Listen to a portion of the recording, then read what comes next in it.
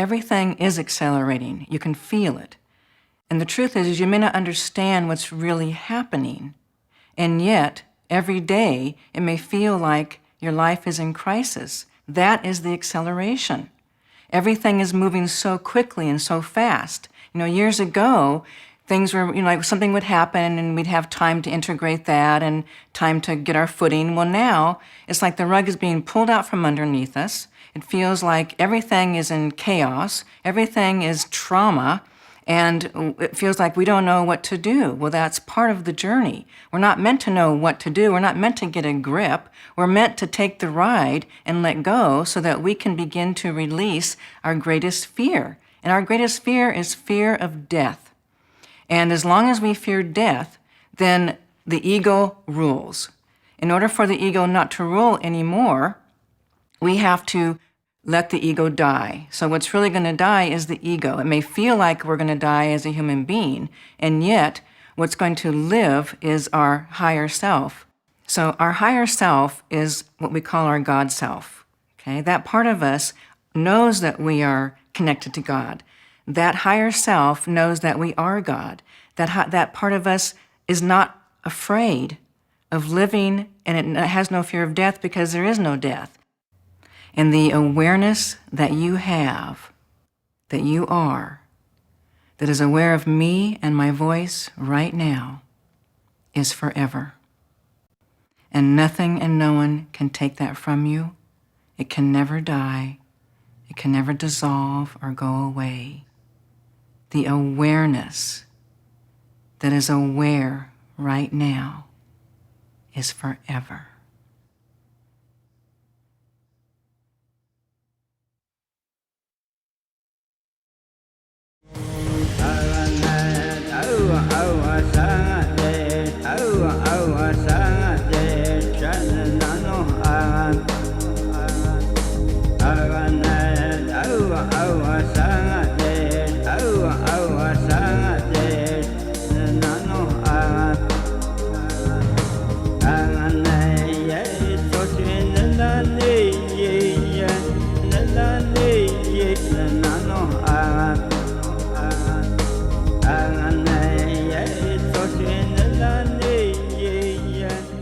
Right now, we can't live on the planet in our divine essence because we have so much ego. We have so much belief around who we think we are.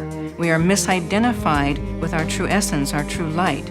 And this time period is all about coming back to the true self, the true essence, the true light that we are. And this is what the journey looks like. Everything that's happening right now is supporting us and helping us and forcing us and pushing us and squeezing us to come back home, come back to the true light, the true essence of who we are. So whatever we're holding inside is also being shown externally.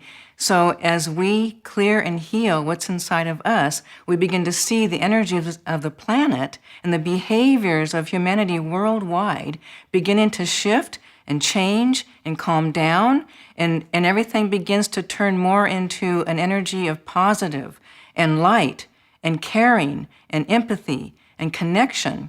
We become the true essence of who we are, the light divine beings that we are, and in doing so, we change our world. We change our reality. We change hatred into love. We change darkness into light. We change disconnection and separation into connection and oneness. And we know what it feels like to live free, sharing our essence, sharing our joy, sharing our light, and ultimately sharing our love. And that is what we are doing here.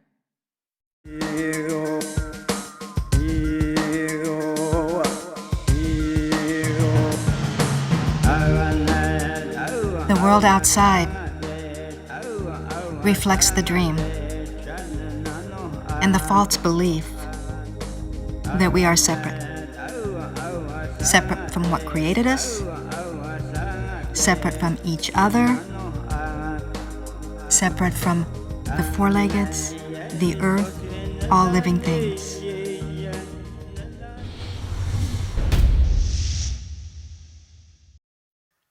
And it is this false belief that is creating all of the ills of mankind at this time.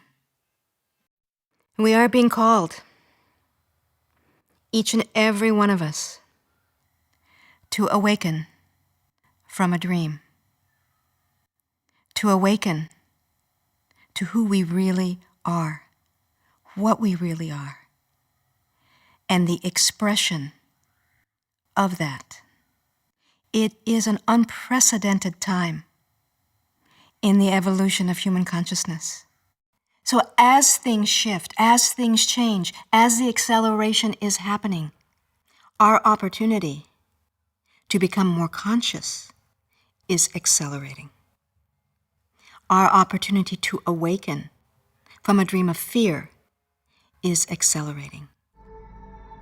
Imagine that the Mayan calendar and its passing is created so that we can process all of that fear out of our systems. That we can process all of that fear out of our structure, out of our belief structure. Because it is not our nature. The fear in the program is the false nature that the ego creates. So that indeed it will be a different world because we will be perceiving differently.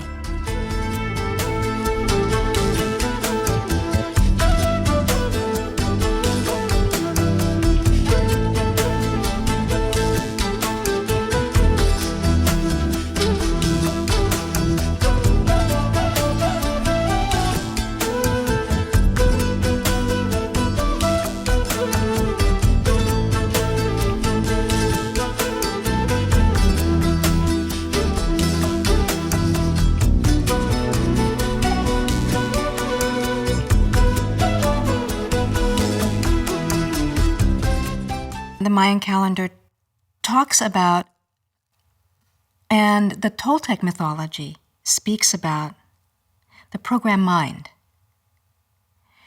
That within a pure mind, a program was created that alters our perceptions.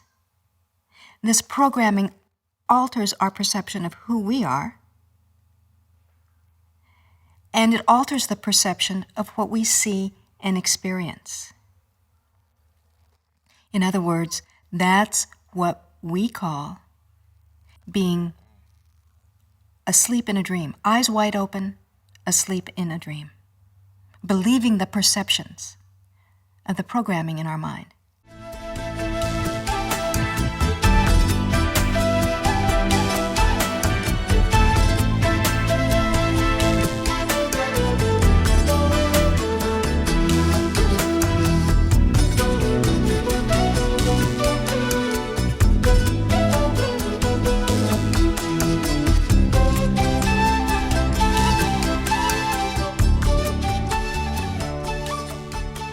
The Mayan calendar talks about a time called 2012, when the world will end.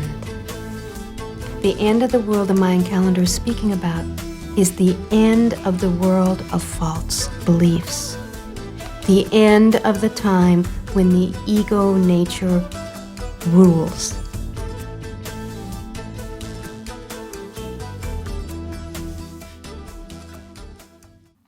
Your instinctual, natural, authentic response is only ever obscured by a familiar ego response. And it's had its way, it's had its day. Now it's time for a fuller, more authentic expression to come forward from each of us as we trust this, as we trust what we don't know. We rely less on what we know, and we trust more what we cannot know, but what we can feel.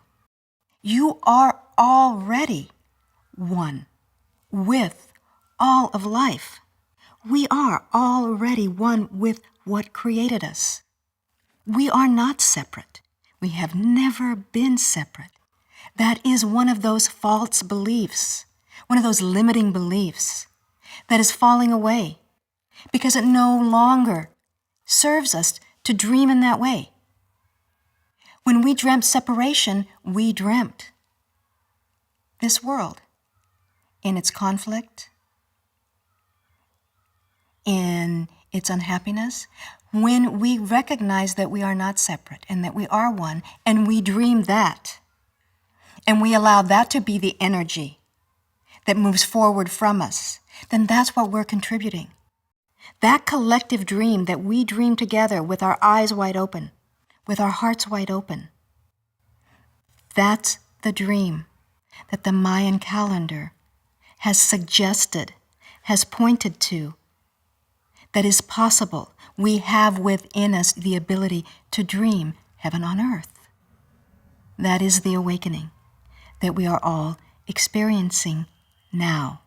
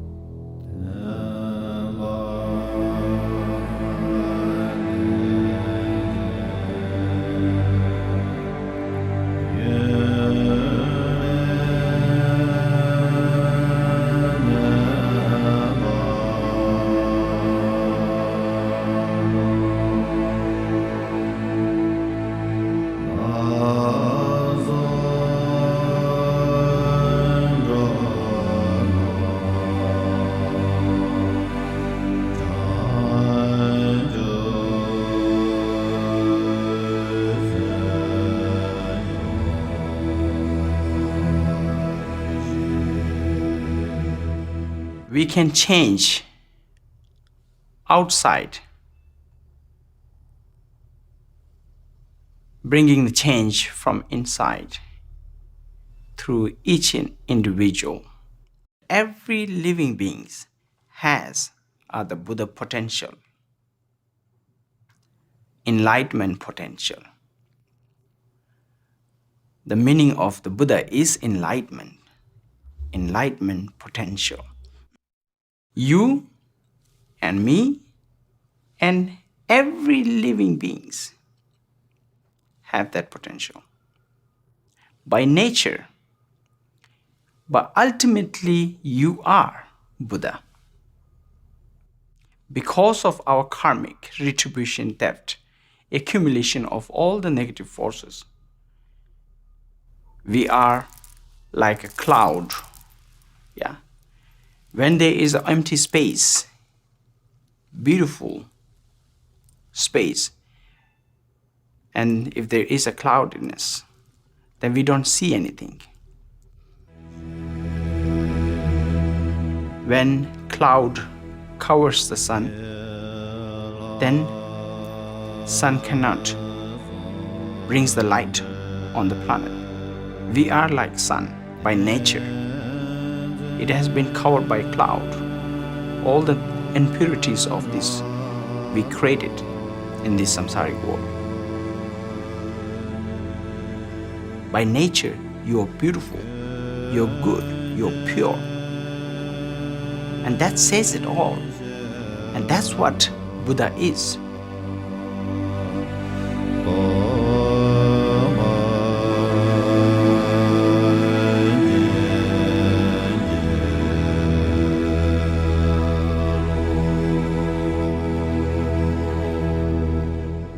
Today, we are facing many difficulties because of our collective karma.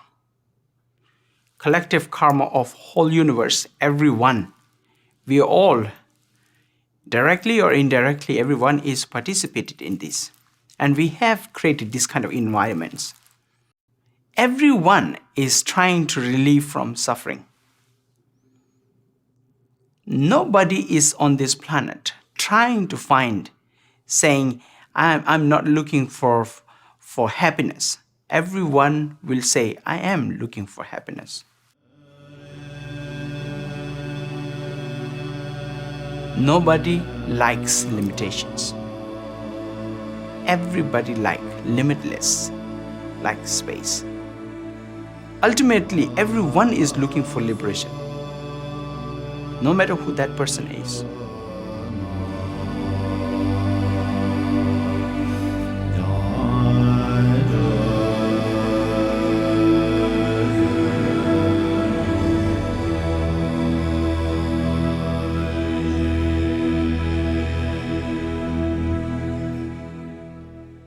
Buddha have described it so beautifully.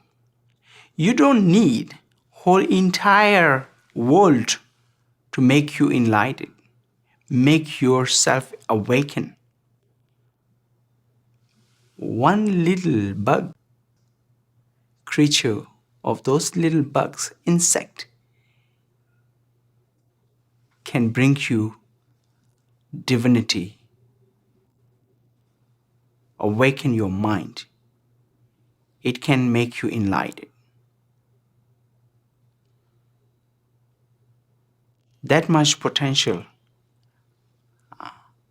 they hold. Buddha nature is within themselves.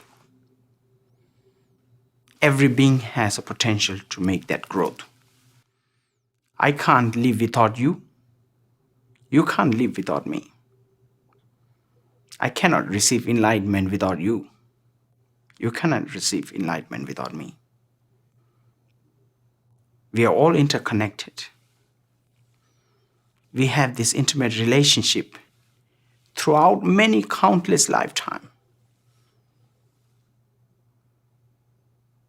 One way or another. You might have been my mother. You might have been my father. You might have been my brother, my sister. In that case, every living beings are so important. And imagine if we practice great unconditional compassion, profound unconditional compassion towards understanding of how valuable each and every individual